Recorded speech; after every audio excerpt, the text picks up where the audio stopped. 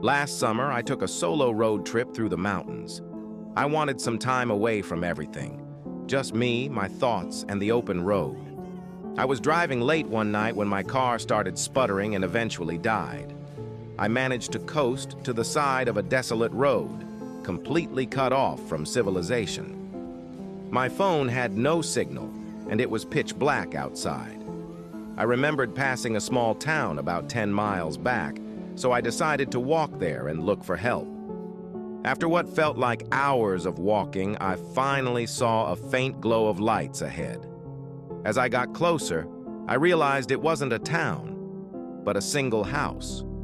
It was an old, run-down farmhouse, but at that point, I didn't care. I just needed a phone. I knocked on the door, and after a moment, a middle-aged woman answered. She looked startled to see me, but eventually invited me in.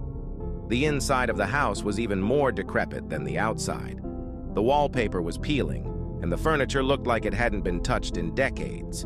She offered me some water and let me use her phone. I called a tow truck, and they said they'd be there in about an hour. While I waited, I made small talk with the woman. She seemed nice enough, but had an odd way about her.